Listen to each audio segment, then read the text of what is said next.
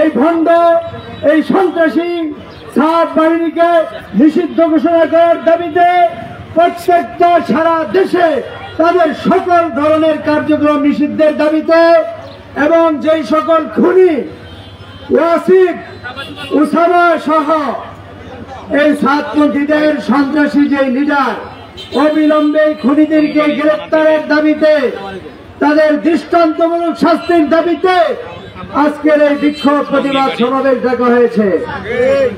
এখন আমাদের বিক্ষোভ মিছিলের পূর্বে উলামায়ে কেরাম উপস্থিত হয়েছেন, টঙ্গিবাড়ি থানার আপামর তৌহিদি জনতা উপস্থিত হয়েছেন, অসংখ্য উলামায়ে কেরাম এখানে এসেছেন। ওনারা সংক্ষিপ্ত বক্তব্যের মাধ্যমে আপনাদেরকে সুশৃঙ্খল ভাবে আমরা আমাদের মিছিল শুরু করব। এ পর্যায়ে আমাদের মাঝে বক্তব্য নিয়ে আসছেন হযরত মাওলানা মুফতি সাদিমুল্লাহ সাহেব। হযরত মাওলানা মুফতি সাদিমুল্লাহ। নাহমাদুহু ওয়া নুসাল্লি আলা রাসূলিহিল কারীম, আম্মা বাদ।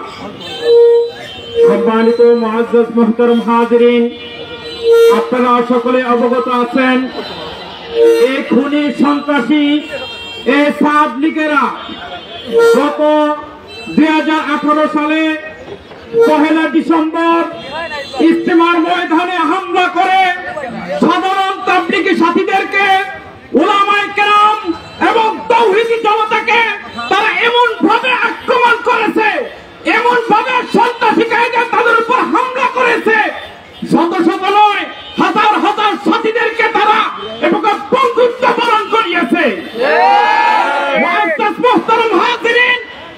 এই 18 সালের পর থেকে তারা বিভিন্ন জেলায়, বিভিন্ন থানায়, বিভিন্ন পাড়া মহল্লার মসজিদে বিভিন্ন ভাবে তারা সন্ত্রাসী কায়দায় হামলা করে এই মুবারক মেহনতের দাওয়াত তাবলীগের এই সুনামকে তারা বিনষ্ট করেছে।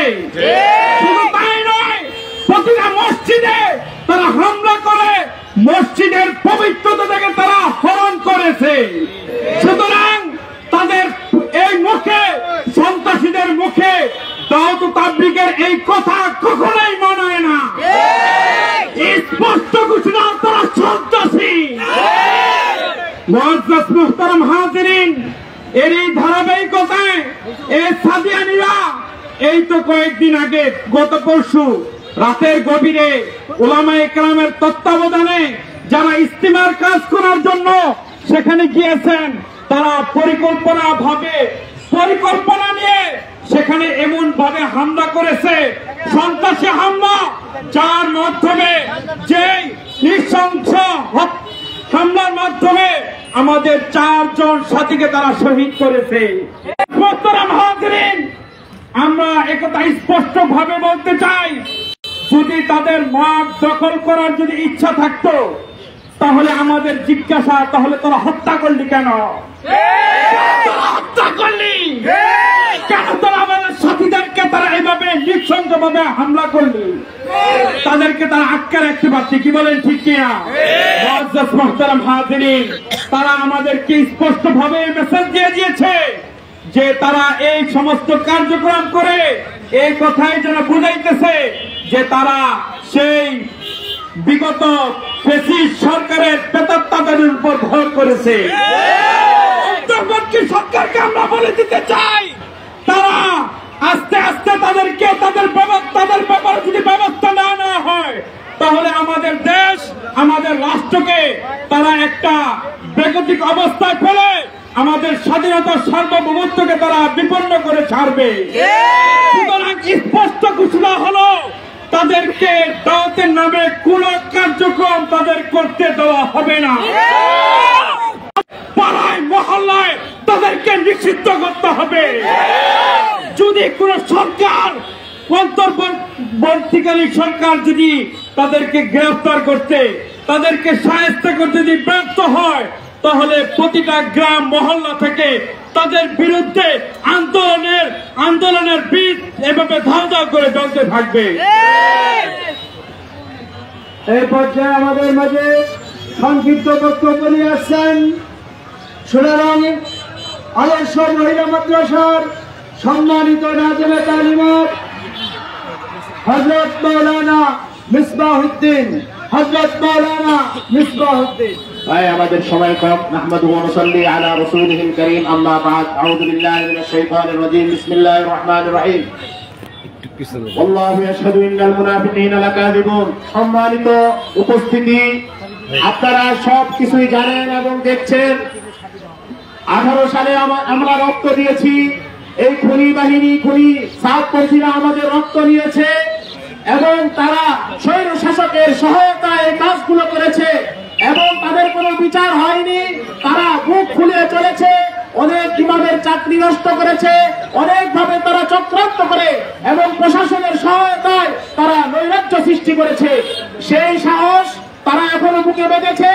অবশেষে স্বৈর শাসকের পলায়নের পরে কোথাও তারা যখন জায়গা পায়নি, তারা নিষিদ্ধ হয়েছে।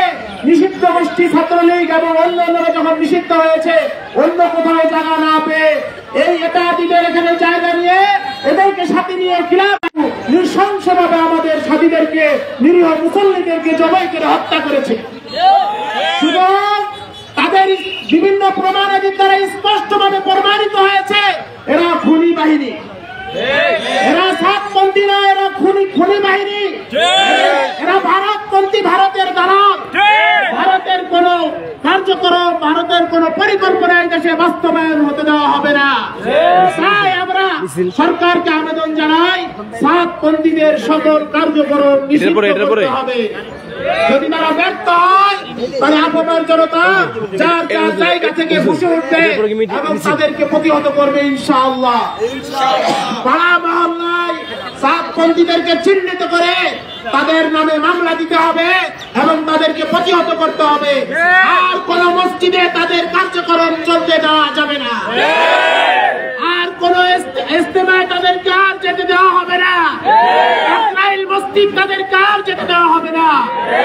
কেউ যদি তাদের সমর্থনে কথা বলে, আমরা বলবো তারাও খুনি, তারাও খুনের দোষর। নাসরুম মিনাল্লাহি ওয়া ফাতহুন করিম।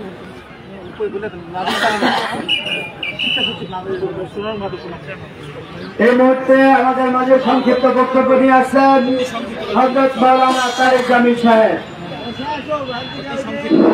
নাহমাদু ওয়া নুসাল্লি আলা রাসূলিল কারীম। বিদায় হজের ভাষণে বলেছেন যে মুসলমানদের জান, মুসলমানদের মাল একে অপরের জন্য সবার কাছে সংরক্ষিত। কেউ কারো মাল ধ্বংস করতে পারবে না, কেউ কারো জান ধ্বংস করতে পারবে না। রাসূল সাল্লাল্লাহু আলাইহি ওয়াসাল্লাম বিভিন্ন হাদিসে বলেছেন, যারা মুসলমানদের রক্তকে বৈধ মনে করে তারা কখনো মুসলমান হতে পারে